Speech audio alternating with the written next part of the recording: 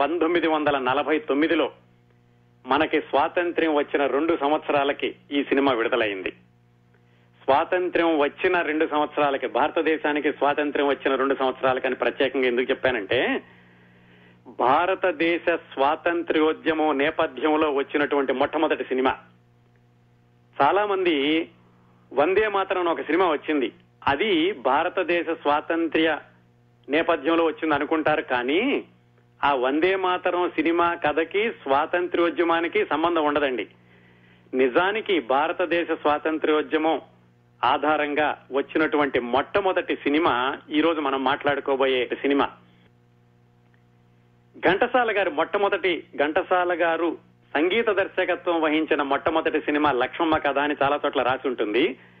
నిజానికి ఆయన మొదలుపెట్టిన సినిమా లక్ష్మమ్మ కథే, కానీ విడుదలైనటువంటి ఘంటసాల గారి సంగీత దర్శకత్వంలో విడుదలైన మొదటి సినిమా ఈ రోజు మనం మాట్లాడుకోబోయే సినిమా.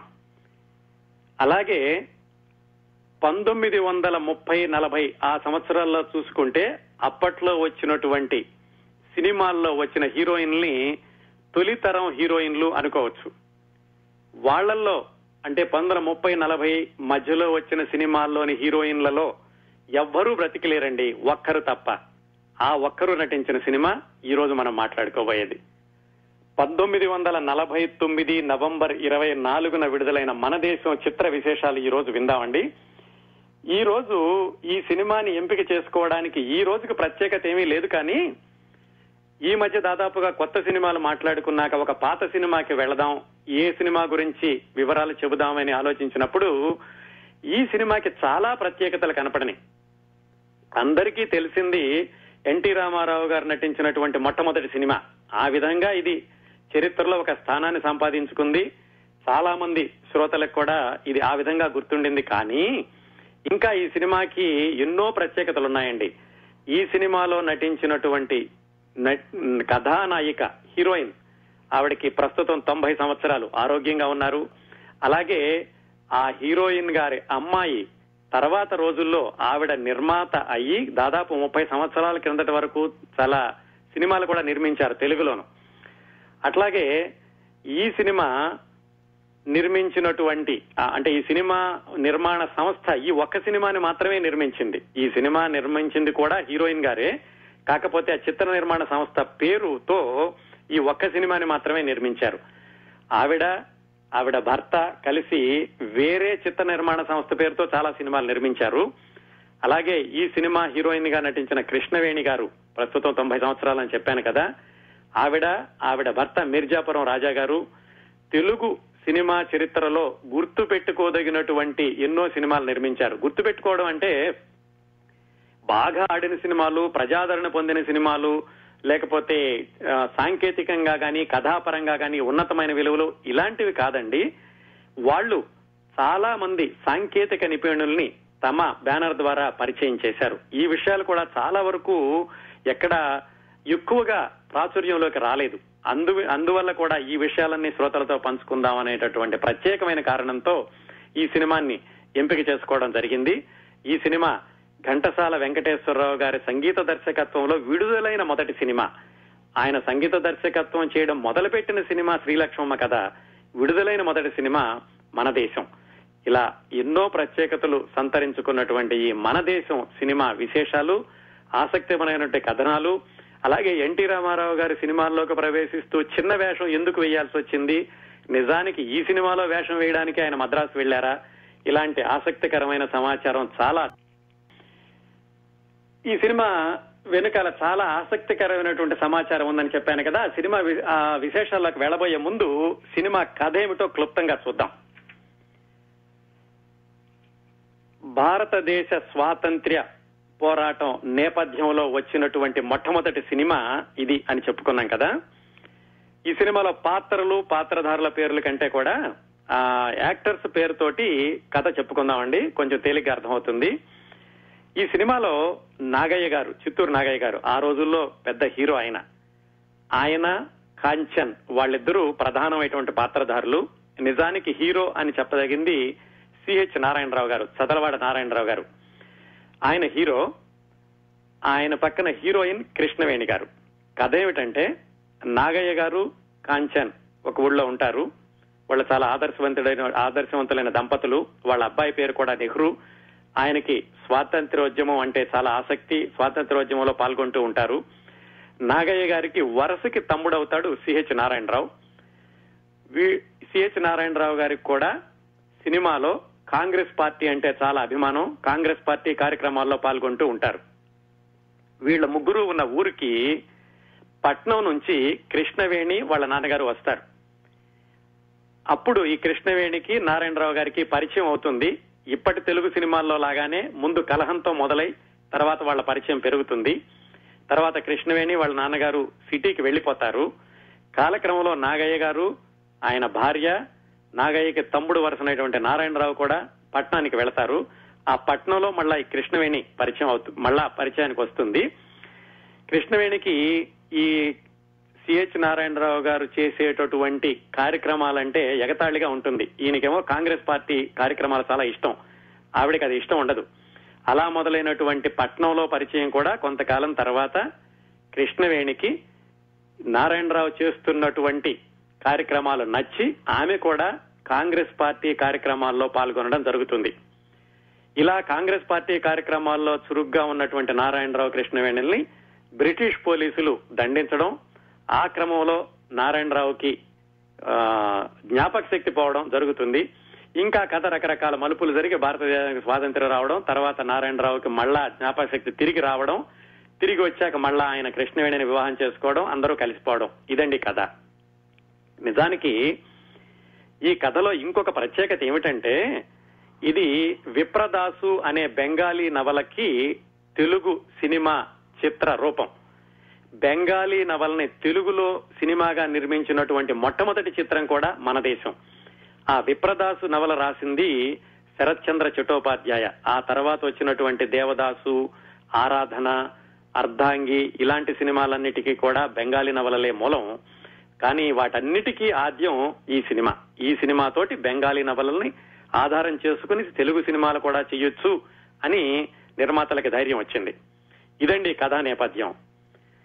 ఇంత గంభీరమైనటువంటి కథని ఆ రోజుల్లో అంటే 1949లో విడుదలైంది కదా, కానీ నిజానికి ఈ సినిమా మొదలు పెట్టింది స్వాతంత్ర్యం రాకముందే మొదలు పెట్టారు. కారణాంతరాల వల్ల దీన్ని వాయిదా వేసుకుంటూ స్వాతంత్ర్యం వచ్చాక విడుదలైంది. నిజానికి స్వాతంత్ర్యం రాకముందు దీన్ని మొదలుపెట్టి స్వాతంత్ర్యం వచ్చే రోజులోనో వచ్చిన తర్వాత వెంటనే విడుదల చేద్దాం అనుకున్నారు. రకరకాల కారణాల వల్ల అది వాయిదా పడుతూ వచ్చింది. ఇంత గంభీరమైనటువంటి కథాంశాన్ని సినిమాగా తీద్దాం అనేటటువంటి ధైర్యం ఉన్న నిర్మాత ఎవరు అంటే ఇందులోని హీరోయిన్ కృష్ణవేణి గారే ఈ సినిమా కూడా తీద్దాం అనుకున్నారు. అసలు ఈ కృష్ణవేణి గారు ఎవరు, ఆ కృష్ణవేణి గారి భర్త ఈ సినిమాకి పెట్టుబడి పెట్టేటటువంటి ధైర్యం, ఆయన నేపథ్యం ఏమిటి క్లుప్తంగా తెలుసుకుందాం. అది తెలుసుకోవాలంటే మనం నూజివీడులో బయలుదేరాలండి. నూజివీడులో 1896లో అంటే 140 సంవత్సరాల క్రిందట ఒక రాజాగారు జన్మించారు. ఆయన పేరు మేకా వెంకట్రామయ్య అప్పారావు బహదూర్. కానీ అందరూ ఆయన మిర్జాపురం రాజా అంటారు. ఆయనకేమిటంటే ఒక 42 సంవత్సరాల వయసు వచ్చాక అంటే 1938 ప్రాంతాల్లో ఆయనకి లలిత కళలంటే చాలా ఇష్టం. 1938 ప్రాంతాల్లో ఆయన మద్రాసు వెళ్లారు. అప్పటికే సినిమాలు తెలుగు టాకీలు వచ్చి మంచి మంచి సినిమాలు వస్తున్నాయి. ఆయన కూడా సినిమాలు తీద్దామన్న ఉద్దేశంతో మద్రాసు వెళ్లి, మద్రాసులో జమీందారు గారు కదా, అక్కడ ఒక పెద్ద స్థలం కొనేశారు. కొనేసి జయా ఫిలిమ్స్ అనే పేరు పెట్టి ఒక స్టూడియో కూడా కట్టారు. కట్టి సినిమాలు తీయడం మొదలు పెట్టారు. మొట్టమొదటగా 1938లో ఆయన కృష్ణ జరాసంధ అని ఒక సినిమా తీశారు. ఆయన కేవలం దానికి నిర్మాత అన్నమాట. ఆ తర్వాత 1939లో మహానంద అని ఇంకో సినిమా తీశారు. ఇవన్నీ కూడా ఆయన జయా ఫిలిమ్స్ అనే బ్యానర్ తో చేసేవాళ్లు. ఈ మహానంద సినిమా ఆయన నిర్మించేటప్పుడు ఈ మహానందలో హీరోయిన్ గా వేసిన అమ్మాయి కృష్ణవేణి. ఆవిడ్ని పెళ్లి చేసుకున్నారు 1939లో. ఆ విధంగా కృష్ణవేణి గారు మీర్జాపురం రాజాకి భార్య అయ్యాక ఆ దంపతులిద్దరూ కలిసి సినిమాలు నిర్మించడం కొనసాగించడమే కాకుండా అంతకు ముందు ఏ సినిమాలోనైనా నటించిన కృష్ణవేణి గారు వివాహం అయ్యాక కేవలం వాళ్ల సినిమాల్లో మాత్రమే నటించడం మొదలుపెట్టారు. ఆ తర్వాత 1-2 బయట సినిమాల్లో నటించారు, కానీ ఎక్కువగా ఆవిడ నట జీవితం అంతా సొంత సినిమాల్లోనే కొనసాగింది. ఆ తర్వాత వీళ్ళకి వివాహం అయ్యాక భోజ కాళిదాసు, జీవన జ్యోతి ఇలాంటి సినిమాలన్నీ తీస్తూ వచ్చారు. కొన్ని రోజులు ఈ కృష్ణవేణి గారు వాళ్ళ సినిమాల్లోనే కథానాయికగా నటిస్తూ వస్తున్నప్పుడు ఒక 2 సంవత్సరాలు ఆవిడ సినిమాల్లో నటించలేదు. ఎందుకంటే ఆవిడకి అప్పుడు గర్భవతి, ఒక కుమార్తె పుట్టారు. కుమార్తె పుట్టాక ఆమె సొంతంగా ఒక సినిమా తీద్దాం అనుకున్నారు. అంటే భర్త మిర్జాపురం రాజా గారు ఆయన జయా ఫిలిమ్స్ పేరుతో తీస్తున్నారు సినిమాలు. ఈవిడికి సొంతంగా ఒక సినిమా తీద్దాం అనిపించి జమీందార్ గారితో మాట్లాడి ఎంఆర్ఏ ఫిలిమ్స్ అని ఒక ఎంఆర్ఏ ప్రొడక్షన్స్ అని ఒక ప్రొడక్షన్ హౌస్ పెట్టారు. ఎంఆర్ఏ అంటే మేకా రాజ్యలక్ష్మి అనురాధ. ఆ అనురాధ గారే తర్వాత రోజుల్లో అంటే 1970-80లో శ్రీవారి ముచ్చట్లు, రావణుడే రాముడైతే ఇలాంటి చక్రధారి ఇలాంటి సినిమాలన్నీ తీసిన ఎన్ఆర్ అనురాధదేవి గారే ఈ కృష్ణవేణి గారి అమ్మాయి. కృష్ణవేణి గారు కూతురు పుట్టగానే ఎంఆర్ఏ ప్రొడక్షన్స్ అనే పేరుతోటి ఒక నిర్మాణ సంస్థను పెట్టి అప్పుడు ఈ మన దేశం అనే సినిమాకి శ్రీకారం చుట్టారు. ఈ సినిమా తీద్దాం అనుకున్నప్పుడు ఆమె భర్త మిర్జాపురం రాజా గారు కూడా దాన్ని వ్యతిరేకించారట. ఈ సినిమా చాలా రిస్క్, ఇలాంటిది ఇప్పుడు జానపదాలు సాంఘికాలు నడుస్తున్నాయి కానీ స్వాతంత్ర్యోద్యమం నేపథ్యంలో సినిమా తీయడం అంటే చాలా రిస్క్ తో కూడుకున్నటువంటి పని అని ఆయన చెప్పారట. పైగా దానికి ఒక కారణం కూడా ఉంది. ఆయనదేమో జస్టిస్ పార్టీ, అంటే జమీందారుల పార్టీ అనేవాళ్ళు జస్టిస్ పార్టీని. కృష్ణవేణి గారికేమో కాంగ్రెస్ పార్టీ అంటే అభిమానం. అందుకని ఈవిడ ఎలాగైనా సరే ఈ సినిమా తీయాలనుకున్నారు. మొత్తానికి ఈవిడ మనసు కష్టపెట్టడం ఇష్టం లేక ఆయన సరే అలాగే చేసుకోమని చెప్పి ఆయన ఎంఆర్ఏ ప్రొడక్షన్ పేరుతోటి మన దేశం సినిమా తీయడానికి కృష్ణవేణి గారికి ఒప్పుకున్నారు. కృష్ణవేణి గారు ఈ సినిమాని ఎంఆర్ఏ ప్రొడక్షన్ పేరుతోటి నిర్మాణం శోభనాచల స్టూడియోస్ అంటే వాళ్ళ భర్త గారి స్టూడియోస్ పేరుతోటి ఈ సినిమా నిర్మించారు. ఇంకా విడిగా దీనికి నిర్మాత అనేది పేరు వేయకుండా ఎంఆర్ఏ ప్రొడక్షన్ శోభనాచల స్టూడియోస్ అనే పేరుతోటి ఈ సినిమా నిర్మాణాన్ని మొదలు పెట్టారు. ఇప్పుడు దాదాపుగా 1946లో భారతదేశానికి స్వాతంత్ర్యం రాకముందు మొదలు పెట్టారు. కానీ 1949 నవంబర్లో ఈ సినిమా విడుదలైంది. ఈ సినిమా నిర్మించేటప్పుడే సమాంతరంగా కీలుగుర్రం అనే సినిమాని ఆ రాజావారే ఆయనే దర్శకత్వం చేసి కీలుగుర్రం సినిమాని తీశారు. అలాగే లక్ష్మమ్మ కథ అనే సినిమా కూడా ఈ మన దేశం సినిమా వస్తున్నప్పుడే, అంటే దాదాపుగా మన దేశం, లక్ష్మమ్మ కథ, కీలుగుర్రం 3 సినిమాలు కూడా ఇంచుమించు ఒకేసారి నిర్మాణం అవుతూ వచ్చినాయి. అందుకనే ఘంటసాల వెంకటేశ్వరరావు గారిని లక్ష్మమ్మ కథ సినిమాకి సంగీత దర్శకుడుగా అనుకుని దానికి కొన్ని పాటలు చేశాక అది మళ్లీ వాయిదా పడ్డంతో మన దేశం సినిమా దానికంటే ముందు కీలుగుర్రం సినిమా విడుదలైంది. కీలుగుర్రం సినిమాకి రాజా గారే మొట్టమొదటిసారిగా దర్శకత్వం చేయడం, మొట్టమొదటిసారిగా తమిళంలో డబ్బింగ్ చేయబడిన సినిమా కూడా కీలుగుర్రం. దాంట్లో అక్కినే నాగేశ్వరరావు గారి హీరో. ఇదండి ఈ నేపథ్యంలో మన దేశం సినిమా 1946లో మొదలై 49 వరకు కొనసాగింది. దీంట్లోకి ఎన్టీ రామారావు గారు ఎలా వచ్చారు? ఇందాక మనం చెప్పుకున్నట్టుగా రాజా గారు, కృష్ణవేణి గారు నిర్మించినటువంటి సినిమాల్లో తెలుగు చలనచిత్రంలో నిలిచిపోయే కళాకారుల్ని ఎంతమందిని ఎప్పుడెప్పుడు అందించారు, ఈ ఆసక్తికరమైన సమాచారం అంతా మనం 3-4 దశాబ్దాల పాటు తెలుగు చలనచిత్ర సీమని ఊగించి శాసించి దీవించిన విశ్వవిఖ్యాత నట సార్వభౌమ ఎన్టీ రామారావు గారు మొట్టమొదటిసారిగా అతి చిన్న పాత్రలో నటించిన సినిమా మన దేశం. అసలు ఆయన సినిమాల్లోకి ఎలా వచ్చారు, ఈ సినిమాలో చిన్న వేషమే ఎందుకు వేయాల్సి వచ్చింది, ఆ ఆసక్తికరమైన సమాచారాన్ని క్లుప్తంగా తెలుసుకుందాం. ఎన్టీ రామారావు గారి జీవిత చరిత్ర అదొక పెద్ద ఉద్గ్రంథం అండి. ఎన్టీ రామారావు గారు అసలు సినిమాల్లోకి ఎలా వచ్చారు? ఆయనకి నాటకాలంటే ఎక్కడ ఆసక్తి ఏర్పడింది అంటే ఆయన ఇంటర్మీడియట్ రోజులకు వెళ్ళాలి మనం. ఆయన విజయవాడలో ఎస్ఆర్ఆర్ సివిఆర్ కాలేజీలో ఇంటర్మీడియట్ చదువుకున్నారు. చదువుకుంటూ ఉండగా ఆయనకి గురువు గారు విశ్వనాథ సత్యనారాయణ గారు, ప్రముఖ రచయిత, జ్ఞానపీఠ అవార్డు రచయిత. ఆయన ఎన్టీ రామారావు గారికి తెలుగు చెబుతూ ఉండేవాళ్ళు. ఆయన సాంస్కృతిక కార్యక్రమాలు కూడా నిర్వహిస్తూ ఉండేవాడు. ఆయన ఒక నాటకం వేయిస్తూ ఎన్టీ రామారావు గారిని ఆ నాటకంలో పాత్రకి తీసుకున్నారు. దాంట్లో ఆయన వేయాల్సిన పాత్ర నాయకురాలు నాగమ్మ. సరే, అసలు అంతవరకు ఆయనకి నాటకాలంటే ఏమీ పరిచయం లేదు, వేయాలన్న ఆసక్తి లేదు. మాస్టర్ అడిగారు కదా ఆయన వేయడానికి ఒప్పుకున్నారు.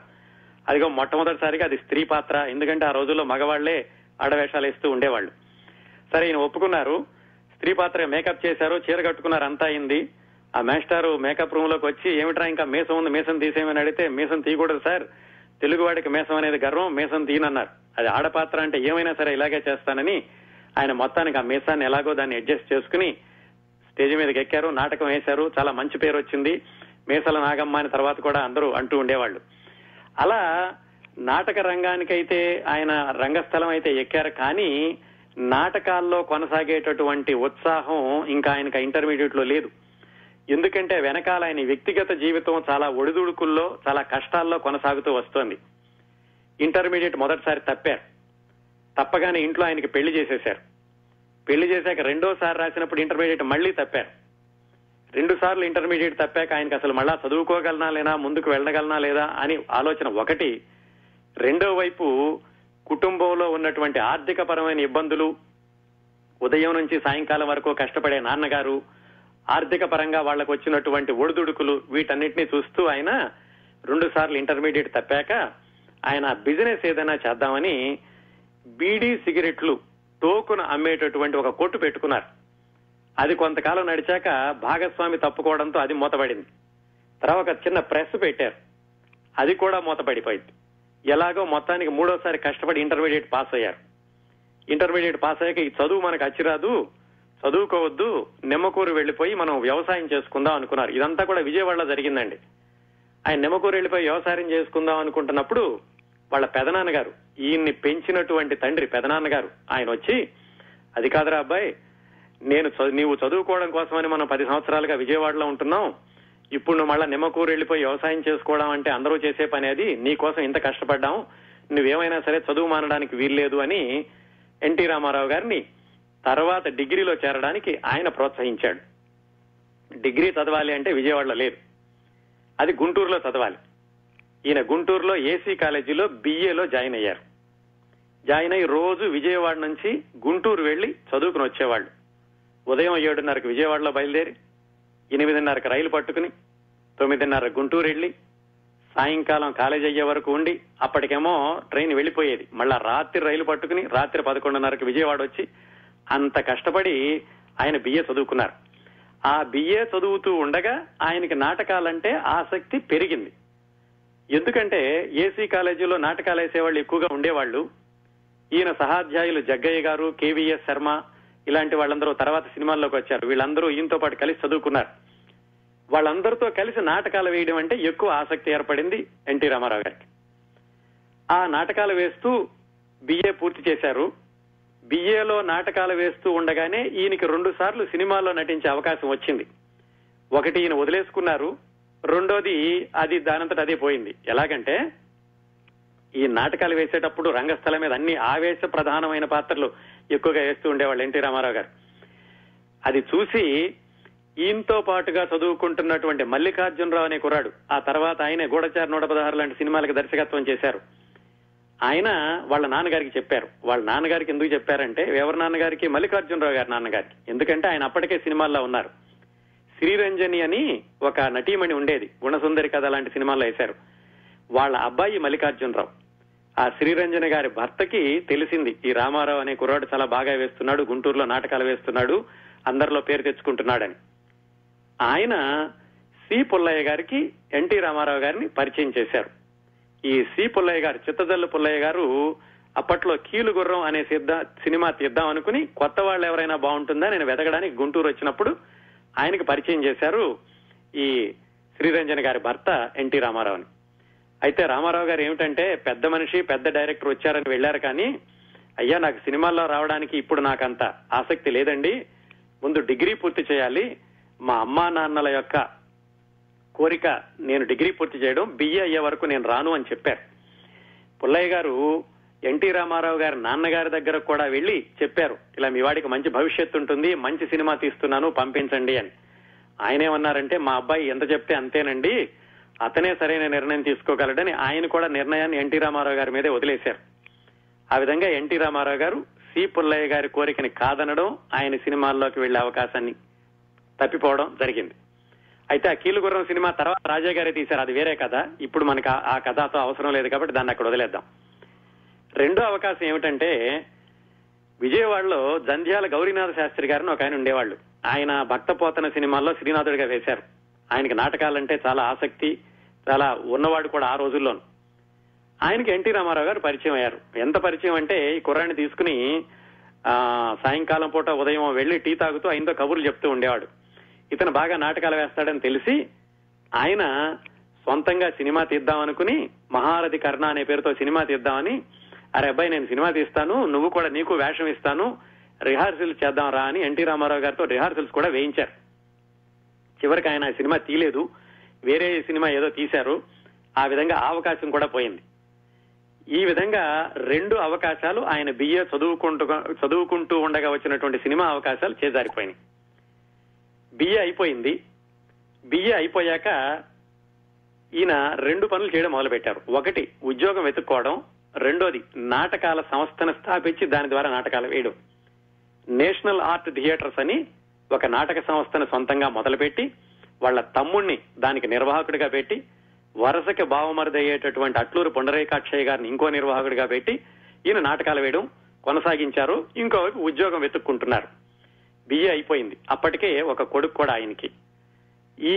ఈ ఉద్యోగం వెతుక్కోవడం, నాటకాలు వేయడం అనేది దాదాపుగా 1.5 సంవత్సరం పాటు కొనసాగింది. ఉద్యోగాల్లో కూడా ఆయన ఎయిర్ ఫోర్స్ పైలట్ గా ఒకసారి ఉద్యోగం వస్తే ఇంట్లో వాళ్ళు వద్దనడంతో మానేశారు. ఇంకోసారి ఎస్ఐ ఉద్యోగానికి ఇంటర్వ్యూ వరకు వెళ్లి ఆయనకి ఇంగ్లీష్ సరిగ్గా రాలేదని ఒకసారి, ఎవరు రికమెండేషన్ లేదని ఇంకోసారి దాన్ని పోగొట్టుకున్నారు. చివరికి గుంటూరులో సబ్ రిజిస్ట్రార్ ఉద్యోగం వచ్చింది. ఆ ఉద్యోగంలో చేరడానికి, ఇంటర్వ్యూకి వెళ్ళడానికి 1 వారం రోజుల ముందు ఇంకో విశేషం జరిగింది. అదేమిటంటే, ఆ రోజుల్లో ఎల్వి ప్రసాద్ గారు, ఇప్పుడు మన దేశం సినిమా కూడా దర్శకుడు ఆయనే. ఎల్వి ప్రసాద్ గారు అప్పుడప్పుడే పైకి వస్తున్నటువంటి దర్శకుడు. అక్కినేని లక్ష్మీ వరప్రసాద్ ఆయన అసలు పేరు. ఎల్వి ప్రసాద్ అనే పేరుతోటే ఆయన ఇప్పటికీ అందరికీ తెలుసు. ఆయన ఈ మన దేశం సినిమా కాకుండా వేరే సినిమాకి కొత్త నటీనటులను వెతుకుదామని ఆయన వెతుక్కుంటూ వచ్చారు. విజయవాడ వచ్చినప్పుడు అక్కడ నాటకాలు వేస్తున్న ఎన్టీ రామారావు గారిని చూసి, ఈయన వేసిన ఒక నాటకం చూసి ఈ కుర్రాడు బాగుంటాడు అనుకుని ఆయన చెప్పారు, మళ్ళీ నేను వస్తాను, వచ్చినప్పుడు తప్పనిసరిగా నన్ను కలువు అని. అలా రెండోసారి ఎల్వి ప్రసాద్ గారు వచ్చినప్పుడు ఎన్టీ రామారావు వెళ్లి కలుసుకున్నారు. ఇలా మీరు కలవమని చెప్పారండి అని. ఆయన చూసి, నువ్వు మద్రాసురా, నీకు ఫోటోలు తీసి తెరక పనికొస్తావో లేదో చెప్తాను అన్నారు. అనేసరికి ఈయన మద్రాసు వెళ్లి ఆయన ఫోటోలు తీసి, సరే అబ్బాయి ఫోటోలు బాగానే ఉన్నాయి, నేను మళ్ళీ అవకాశం వచ్చినప్పుడు చెప్తానులే, నువ్వు వెళ్ళిపో అన్నారు. ఆయన వెనక్కి వచ్చినప్పుడు అప్పుడు ఈ సబ్ రిజిస్ట్రార్ ఉద్యోగం రావడం, ఆయన ఉద్యోగంలో చేరిపోవడం జరిగింది. ఆయన ఉద్యోగం చేస్తూ ఉండగా ఎల్వి ప్రసాద్ గారి దగ్గర నుంచి ఉత్తరం వచ్చింది. నీకు మన దేశం అనే సినిమా ఉంది, దాంట్లో ఒక చిన్న పాత్ర ఉంది, చేయడానికి రా అని. చిన్న పాత్ర అనేసరికి ఈయనకి నచ్చలేదు. అందుకని ఈయన దాని గురించి పెద్ద పట్టించుకుని ఆ ఉత్తరాన్ని పక్కన పడేశారు. కొన్ని రోజులకి మళ్లీ ఎల్వి ప్రసాద్ గారు ఉత్తరం రాశారు. నీకు పల్లెటూరి పిల్ల అనే సినిమాలో హీరో వేషం ఉంది, వస్తావా అని మళ్లీ రాశారు. హీరో వేషం అనేసరికి ఈయన కొంచెం కాస్త ఊగిసలాడారు. వెళ్దాం అనిపించింది. మిత్రులందరూ కూడా చెప్పారు, హీరో వేషం అంటున్నారు, తప్పనిసరిగా వెళ్ళు అని. అయితే ఇంట్లో వాళ్ళు కానీ భార్య కానీ ఎవరు ఈయన వెళ్ళడానికి ఒప్పుకోలేదు. ఎందుకంటే అతి కష్టపడి ఆయనకి సబ్ రిజిస్ట్రార్ ఉద్యోగం వచ్చింది, చక్కటి గవర్నమెంట్ ఉద్యోగం. అప్పటి వరకు ఆర్థికంగా చాలా ఇబ్బందులు పడ్డారు. వాళ్ళ అమ్మగారు, నాన్నగారు, భార్య, అప్పుడే చిన్నపిల్లడు, ఇన్నింటితోటి ఇప్పుడే వచ్చినటువంటి గవర్నమెంట్ ఉద్యోగాన్ని మానేసి వెళ్లడం అంటే చాలా కష్టం. అందరూ వద్దన్నా కానీ ఆయన ధైర్యంగా నిర్ణయం తీసుకుని అయితే ఉద్యోగానికి రిజైన్ చేయలేదు, సెలవు పెట్టి మద్రాసు వెళ్లారు. వెళ్లి ఎల్వి ప్రసాద్ గారిని అడిగారు, ఏమండి చెప్పండి, నాకు అక్కడ చక్కటి ఉద్యోగం ఉంది, నేను సినిమాల్లో అసలు పైకి వస్తానా లేదా, నేను వస్తాను అంటే ఇక్కడ ఉంటాను, లేదంటే వెళ్లిపోయి హాయిగా ఉద్యోగం చేసుకుంటాను అని ఆయన అడిగారు. ఆయన, నీ ఫీచర్స్ అన్ని బాగున్నాయి, నీ నటన బాగుంది, నీ ఫోటోలు కూడా ఫోటోజెనిక్ గా ఉన్నాయి, అందుకే నిన్ను బిఏ సుబ్బారావు గారు ఆయన పల్లెటూరి పిల్ల సినిమాలో హీరోగా పిలిచాడు, ఆయనకి పరిచయం చేస్తాను పద, ఆయనతో మాట్లాడుకుందు గాని, అప్పుడు నీకు ధైర్యం వస్తే వెళ్లి ఉద్యోగం రాజీనామా చేసొద్దు గాని ఆయన్ని పల్లెటూరి పిల్ల దర్శకుడు బిఏ సుబ్బారావు గారి దగ్గరికి తీసుకెళ్లారు. మళ్ళా ఈ సినిమాలన్నిటికీ కూడా మూల సూత్రం మిర్జాపురం రాజా గారేనండి. ఆ బిఏ సుబ్బారావు గారికి పెట్టుబడి పెట్టింది కూడా ఈ మిర్జాపురం రాజా గారే. ఈ మన దేశం సినిమాకి పెట్టుబడి పెట్టింది కూడా మిర్జాపురం రాజా గారే. తీసుకెళ్తే బిఏ సుబ్బారావు గారు ఎన్టీ రామారావు గారిని చూడగానే ఆయనకి వెంటనే విపరీతంగా నచ్చేశాడు. ఆయన అడ్వాన్స్ చేతిలో ఇచ్చి, అబ్బాయి నువ్వు వెళ్లిపోయి నువ్వు రాజీనామా చేసి వచ్చేసాయి, మా సినిమాలో నువ్వే హీరోవి, నేనేం టెస్ట్ చేయాల్సిన పని లేదు, నిన్ను చూస్తుంటే నీ ముక్కు నచ్చింది బాగాను, అలాగే నీ కంఠస్వరం నచ్చింది, నీ నడకలో ఉన్నటువంటి హుందాతనం నచ్చింది, నా సినిమాలో నువ్వే హీరోవి అని ఆయన చెప్పేశారు. దాంతో ఈయన కొంచెం ధైర్యం వచ్చింది. అప్పుడు ఎల్వి ప్రసాద్ గారు మళ్ళా పిలిచి, అరే అబ్బాయి నీకు హీరో వేషం వచ్చింది కరెక్టే, కానీ ఆ సినిమాలో చేసే ముందు అసలు నీకు కెమెరా అంటే ఏంటో తెలుస్తుంది, ఇంతకు ముందే చెప్పాను ఇలాగ ఈ సినిమాలో చిన్న వేషం ఉందని, ఈ సినిమాలో వేషం వేద్దు గాని అని మన దేశం సినిమాకి ఆఫర్ ఇచ్చారు ఆయన. అయితే మరి అంత పెద్ద మనిషి అడుగుతున్నారు, పైగా అంత దూరం నుంచి ఆయనే రప్పించారు, ఫోటోలు తీసి బిఏ సుబ్బారావు గారికి పరిచయం చేసింది కూడా ఎల్వి ప్రసాద్ గారే. ఇవన్నీ ఏమనుకున్నారో కానీ మొత్తానికి ఆయన చిన్న పాత్ర అయినా సరే వేయడానికి ఒప్పుకున్నారు. అదండి, ఇంత నేపథ్యం జరిగాక ఆయన ఈ మన దేశం సినిమాలో చిన్న పాత్ర వేయడానికి ఒప్పుకోవడం జరిగింది. ఈ సినిమాకి మరి ఆయన పాత్ర వెయ్యాలి అంటే దర్శకుడు తీసుకెళ్లి నిర్మాతకి, హీరోయిన్ కి, వాళ్ళందరికీ పరిచయం చేయాలి కదా. ఆయన తీసుకెళ్లి అప్పుడు కృష్ణవేణి గారికి పరిచయం చేశారు. ఆవిడ పేరుగా నిర్మాతన పేరు లేనప్పటికీ ఆ పెట్టుబడి అంతా కూడా ఆవిడ భర్త గారిదే కాబట్టి నిర్మాతలు కూడా వాళ్లే.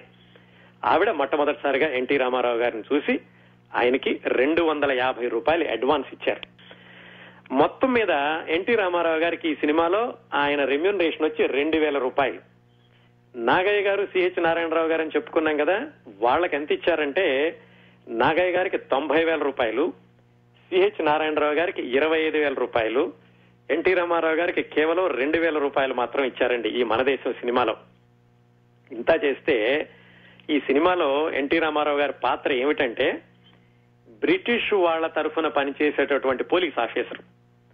ఆయన డైలాగ్ కూడా నేను ఇంత కానిస్టేబుల్ స్థాయి నుంచి ఇంత పోలీస్ ఆఫీసర్ స్థాయికి వచ్చాను అనేటటువంటి ఒక డైలాగ్ ఏదో ఉంది. ఆ డైలాగ్ చెప్పి ఆయన హీరోని అరెస్ట్ చేయడానికి వచ్చి, హీరో అంటే సిహెచ్ నారాయణరావు అని చెప్పుకున్నాం కదా, అరెస్ట్ చేయడానికి వచ్చి అడ్డం వచ్చిన వాళ్ళందరినీ ఈయన లాఠీతో కొట్టాలి. అదండి సీన్ ఆయన చేసింది. సరే, కెమెరాలో స్టార్ట్ యాక్షన్ అన్నారు, కెమెరాలో ఫిలిం రోల్ అవడం మొదలు పెట్టింది. ఈయన లాఠీ పట్టుకుని ఆ సెట్ లో ఉన్నటువంటి ఆ సహాయ నటీనటులందరినీ ఇష్టం వచ్చినట్టు కొట్టడం మొదలు పెట్టారు. డైరెక్టర్ కట్ చెప్పాడు, కెమెరా అవుట్ అయిపోయింది, ఆయన అవుట్ ఆఫ్ రేంజ్ లోకి వెళ్లారు, అయినా కానీ ఆగలేదు. మొత్తానికి ఆయన సెట్టు దాటి గేట్ వరకు కూడా ఆయన కొట్టుకుంటూనే వెళ్లారు. చివరికి ఎల్వి ప్రసాద్ గారు కట్ చెప్పి అదేమిటయ్యా అలాగా కొట్టుకుంటూ వెళ్ళామంటే, యాక్షన్ సార్, మరి నటన అంటే సహజంగా ఉండాలి కదా, అందుకని ఇలా చేశానన్నారట. సరే, ఆయన నెమ్మదిగా చెప్పి నువ్వు స్టేజ్ మీద చేసే నటనకి నన్ను కెమెరా ముందు నటనకి తేడా ఉంటుంది, కెమెరా ముందు ఫీల్డ్ అనేది ఒకటి ఉంటుంది, దాన్ని దాటి ముందుకు వెళ్ళకూడదు, ఇంత సహజ నటన నీలో భవిష్యత్తులో నువ్వు మంచి నటుడు అని సూచిస్తుంది, కానీ కొంచెం జాగ్రత్తగా ఉండని నెమ్మదిగా ఆయనకి జాగ్రత్తలు కూడా చెప్పారు. ఎన్టీ రామారావు గారు చేసినటువంటి ఈ సహజమైన నటన చూసి దానిలో హీరోగా నటించిన సిహెచ్ నారాయణరావు గారు అన్నారట, నీకు మంచి కంఠం ఉంది, మంచి రూపం ఉంది, ఇలాంటి అందమైన హీరోలు రావాలి, నువ్వు కొన్ని దశాబ్దాల పాటు ఈ తెలుగు చలనచిత్ర సీమని ఏలేస్తావు అని ఆయన మొట్టమొదటి సినిమాలో ఆ 1-2 సీన్లు చూసే ఈయనకి చెప్పారట. ఆ మాట నిజంగా నిజమైంది తర్వాత రోజుల్లో. అదండి ఎన్టీ రామారావు గారు మన దేశంలో నటించినటువంటి దృశ్యం. ఆ నటన వెనుక ఆయన మొట్టమొదటి సినిమాలోనే ఆయన చూపించినటువంటి సహజమైన నటన. ఇంకా ఈ మన దేశం సినిమా మిగతా ప్రత్యేకతలకి వెళితే చెప్పుకున్నాం కదా, ఘంటసాల మాస్టర్ కి సంగీత దర్శకుడిగా అవకాశం ఇచ్చినటువంటి విడుదలైనటువంటి మొదటి సినిమా కీలుగుర్రం, రెండోది మన దేశం. నిజానికి ఆయన ట్యూన్స్ కట్టింది మాత్రం మన దేశం సినిమాకి. అలాగే ఎస్వి రంగారావు గారు వరూదుని అన్న ఒక సినిమాలో వేసి వెనక్కి వెళ్లిపోయారు. మళ్ళీ కాకినాడ వెళ్లిపోయి ఆయన ఉద్యోగం ఆయన చేసుకుంటుంటే మళ్ళా వెనక్కి పిలిచి ఈ మన దేశం సినిమాలో ఒక చిన్న పాత్ర ఇచ్చారు. అది కూడా ఈ సినిమాకు ఒక ప్రత్యేకత ఉంది. అలాగే బెంగాలీ నవల్ని మొట్టమొదటిసారిగా తెలుగులో తీసింది కూడా ఇదే సినిమా అని చెప్పుకున్నాం కదా. అట్లాగే తెలుగు భారతదేశ స్వాతంత్ర్యోద్యమం నేపథ్యంగా వచ్చిన మొట్టమొదటి సినిమా, గాంధీ విలువలని, గాంధీ గారు ప్రబోధించినటువంటి సిద్ధాంతాలని ఎక్కువగా ప్రతిబింబిస్తూ వచ్చినటువంటి మొట్టమొదటి సినిమా కూడా మన దేశం. అలాగే ఈ సినిమాలో కృష్ణవేణి గారు ఆవిడకి చాలా ఆసక్తి ఉన్నటువంటి కథారూపాలని, జానపద కళారూపాలని ఈ సినిమాల్లో ప్రవేశపెట్టారు. అంటే ఏమిటి, వీధి నాటకాలు, బొమ్మలాటలు, ఒగ్గు కథలు, బుర్ర కథ, ఇలాంటి వాటన్నిటినీ కూడా ఈ సినిమాలో ఆవిడ ఉపయోగించుకున్నారు. అట్లాగే ఈ సినిమాలో పాటలు కూడా స్వాతంత్ర్య గీతాలు, భక్తి గీతాలు, అత్తాకోడలు పాడుకునే పాటలు, జానపద గీతాలు, మామూలు గీతాలు, ఇలాగా అన్నింటినీ కూడా ఈ సినిమాలో ప్రవేశపెట్టారు కృష్ణవేణి గారు. పేరుకి ఇందాక చెప్పుకున్నట్టు నిర్మాత కాకపోయినా దాదాపుగా ఈ సినిమా నిర్వహణ అంతా కూడా ఆవిడ ఆధ్వర్యంలోనే జరిగింది. ఈ సినిమాలో ఇంకొక ప్రత్యేకత అండి, పి లీల. తర్వాత రోజుల్లో ప్రముఖ గాయని అయినటువంటి పి లీల గారిని కూడా ఈ సినిమా ద్వారా పరిచయం చేశారు. అట్లాగే ఇంకొక గాయని జిక్కీ గారు అప్పటి వరకు చాలా కొన్ని సినిమాల్లో పాడినప్పటికీ ఈ సినిమాలో ఆవిడ నిన్ను నేను మరవజాలనరా పోలీస్ వెంకట స్వామి అనే పాటతోటి ఆవిడకి చాలా పేరు రావడం, ఆ తర్వాత ఆవిడ నిలదొక్కుకోవడానికి గట్టి పునాది వేసింది కూడా ఈ మన దేశం సినిమా. అలాగే ఈ సినిమాలో అత్తలేని కోడములు ఉత్తమరాలు ఇలాంటి పాటలన్నీ కూడా ఈ సినిమాలోనే ఉన్నాయండి. తర్వాత చాలా చాలా సినిమాల్లో వచ్చినాయి కానీ దానికి మొట్టమొదలు ఈ సినిమాలో జరిగిందనమాట. ఇన్ని ప్రత్యేకతలు ఉన్నాయండి ఈ సినిమాలోను. అట్లాగే ఇంతకుముందు చెప్పుకున్నాం, కేవలం ఈ సినిమానే కాకుండా మిర్జాపురం రాజా గారు, కృష్ణవేణి గారు కలిసి నిర్మించినటువంటి, అలాగే కృష్ణవేణి గారు నటించినటువంటి సినిమాల్లో వాళ్ళు ఎంతో మందిని పరిచయం చేశారని చెప్పుకున్నాం కదా. వాళ్ళు ఎవరెవరంటే, గొల్లభామ సినిమాలో అంజలీదేవి గారిని పరిచయం చేసింది కూడా వీళ్ళిద్దరే. అలాగే ఇందాక మన దేశం సినిమాలో హీరో సిహెచ్ నారాయణరావు అని చెప్పుకున్నాను చూడండి, ఆయన పేరు చదలవాడ నారాయణరావు. ఆయన్ని జీవన జ్యోతి అనే సినిమాతో పరిచయం చేసింది కూడా వీళ్లే. అఫ్ కోర్స్ మన ఎన్టీ రామారావు గారిని పరిచయం చేసింది వీళ్లే. ఘంటసాల గారిని సంగీత దర్శకుడిగా పరిచయం చేసింది వీళ్లే. అలాగే కమలా కోట్నీస్ అని ఇంకో నటీమణి ఉండేవాళ్ళు, ఆవిడ్ని కూడా పరిచయం చేసింది మిర్జాపురం రాజా గారు, కృష్ణవేణి గారు. చాలా సంవత్సరాల తర్వాత అంటే 1970 ప్రాంతాల్లో దాంపత్యం అనే సినిమా తీశారు. దాదాపుగా బహుశా అది వాళ్ళ చిట్ట చివరి సినిమా అయి ఉండొచ్చండి. దాంట్లో రమేష్ నాయుడు గారిని సంగీత దర్శకుడిగా పరిచయం చేసింది కూడా కృష్ణవేణి గారే. ఈ విధంగా కృష్ణవేణి గారు, మిర్జాపురం రాజా గారు తీసినటువంటి ఈ సినిమాల్లో ఎంతో మందిని పరిచయం చేశారు. అయితే చాలా మందికి కృష్ణవేణి గారి పేరు గుర్తుండకపోవడానికి కారణం ఆవిడ నటించినటువంటి సినిమాలు ఏవి కూడా ఉధృతంగా ప్రజాదరణ పొందకపోవడం వల్ల ఆవిడ నటించిన సినిమాలు చాలా వరకు తెలియదు. కానీ నిజానికి ఇన్ని ప్రత్యేకతలు ఉన్నాయండి ఆవిడ నటించిన సినిమాలకి, ఆవిడ భర్తతో కలిసి తీసినటువంటి సినిమాలకి. అంజలీదేవి గారి పేరు చెప్పానో లేదో గుర్తులేదు. అంజలీదేవి గారిని గొల్లభామ సినిమా ద్వారా వెండి తెరక పరిచయం చేసింది కూడా మిర్జాపురం రాజా గారు, కృష్ణవేణి గారేనండి. ఇవండి ఇన్ని ప్రత్యేకతలు ఉన్నటువంటి భార్యాభర్తల ఆధ్వర్యంలో వచ్చిన మన దేశం సినిమా.